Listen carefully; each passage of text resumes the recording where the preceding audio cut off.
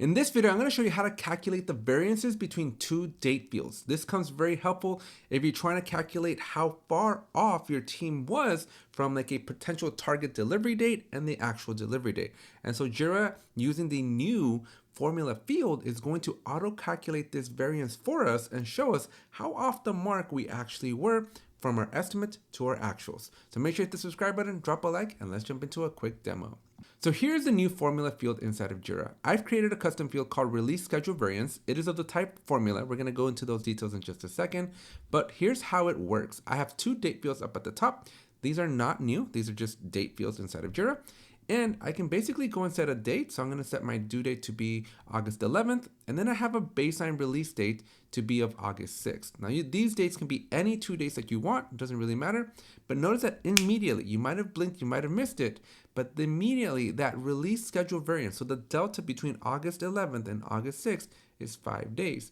So as you change either date, again, I'm going to change, it doesn't matter which one you do. I'm going to move this one to August 9th. The moment that this gets saved and registered to Jira, you notice that there's 2 days of variance between August 9th and August 11th. So how does this actually work?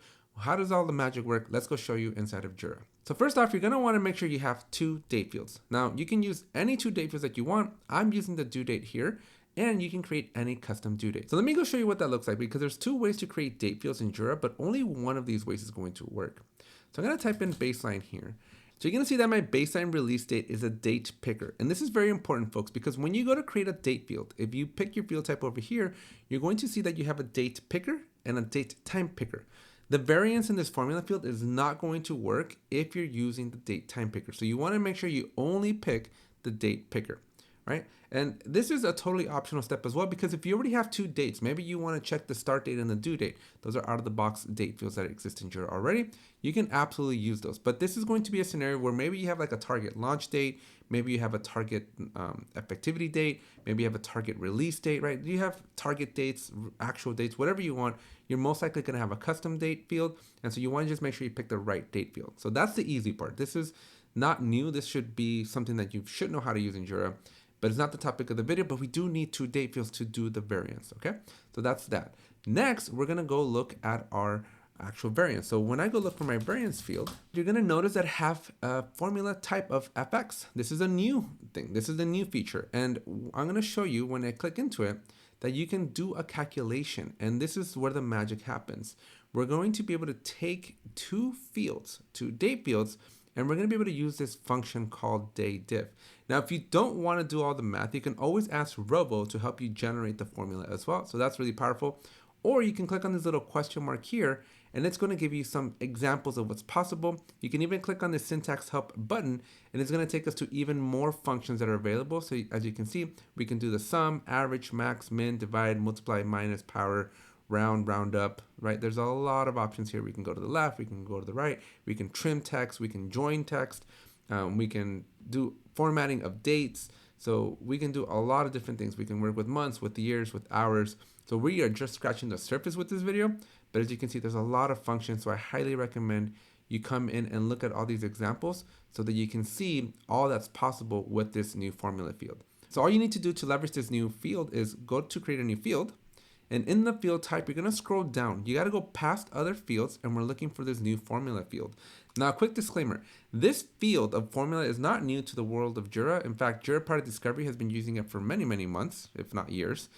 Team Managed Spaces got it about a year ago. So you used to be able to do this in a Team Managed Space. But what's new as of the July-August release of Jira is that this is now available for company managed fields. So just keep that in mind that it is available now to the folks that are using company managed. Again, it used to be available for other folks, but now it's prime time. Now it's available for everybody. So just wanted you to be aware of that.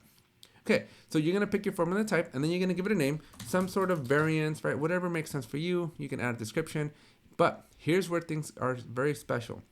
In this field, because of the way Atlassian is doing field configurations and the wonkiness there, you need to pick a space where you're gonna use this field.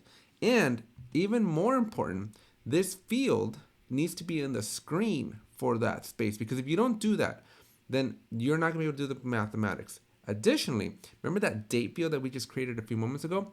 That date field also needs to be in the screen where we're gonna do the calculation. So everything needs to be in the same screen.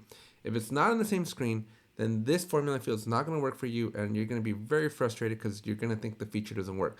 But Atlassian just put some hoops that you have to jump through, not very obvious hoops, but hoops nonetheless that we have to jump through in order to get the date field and the formula to all work together. So make sure you're using the same space and, more importantly, the same screen for possibly the same word type, maybe just your epics or whatever you want, but just make sure everything's in a row so that this works out better for you.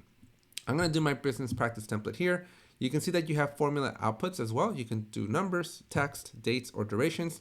I'm going to do a number because I'm actually just trying to see the date, but you could technically put some duration here and actually see like, hey, it's been a little bit longer in time-wise, right? But we're just going to do a number, and then this is where you're going to paste your formula. And these formulas, if you need help, you can either A, ask Rovo, or B, go to this little question mark, go to the syntax help, and then this is going to give you all the different things. So if I look up day underscore diff, you're going to see that I have a couple of options here for workday.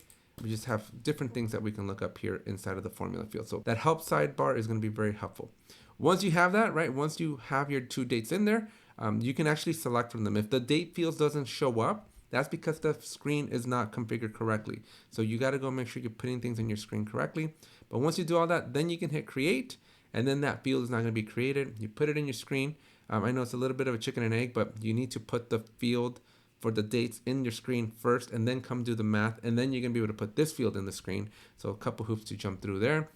But once you get it all koshered up, then that's where you're going to be able to go back into Jira. You're going to have your fields available, and you're going to be able to do this mathematic here, just like I had it at the beginning of the video, where once you put one date and then you change it to another date, right, it's going to auto calculate that variance for you, and it's just going to work out really well. So this is kind of cool. The way this does it mathematically, it's really awesome. I used to do something very similar, but I used to have to use an automation rule that was listening for those date fields to change. I no longer have to do that. I can just take advantage of that new formula field, which is going to really change the game right here, right? Because you have so many different new opportunities. There's just some hoops that you have to jump through with the whole field thing. Just make sure everything's in your screen. You should be fine once you put your date fields, put your variance field, put them all on the same screen, and then magical things are going to happen. You may have to save the field, the formula field, save it without the calculation. If you're having some trouble, put it into the screens and then come back and edit the field, and then it's going to work. One thing you should know, as my tried and true Jira admins that you are, is that instead of editing the context, you're going to see that there is no context. You are actually going to edit the field, which seems very unintuitive. We don't normally edit fields unless you want to rename it, but this is the way that Atlassian wants you to do it, is you need to edit the field if you wanted to do any of the basically manipulation later. This is why I was saying, like, you can save it without actually putting the formula, put it on the screen, and then come back. As you can see here, I have two variance fields. Actually, I have three, but I want you to focus on these two formula ones. What makes these different is the spaces that they can be in. Now, if you want to add this field to another space, then you're going to come back into this edit view here, and this time you're going to click on the create formula in another space, and then you're going to be able to select your space there, and then you can do the calculation here. And so now as I toggle between all the different spaces, I can actually manipulate the formula. So the same field doesn't even need to have the same formula, although I think you would want the same formula. But this is kind of cool too, so that you can do that. You also have the option to just do all spaces if you wanted to, and just do a generic blanket statement. Again, once you pull the field into the right screen, then magical things will happen. But you do have a lot of options here with respect to how the field behaves depending on which space it's in. So keep that in mind. If you found this video valuable, make sure to hit the subscribe button, drop a like. We are trying to get to 30,000 subscribers here, folks. And if you're watching this and you got some extreme value out of it, just hit that subscribe button, help us out, and we'll see you in the next one, folks.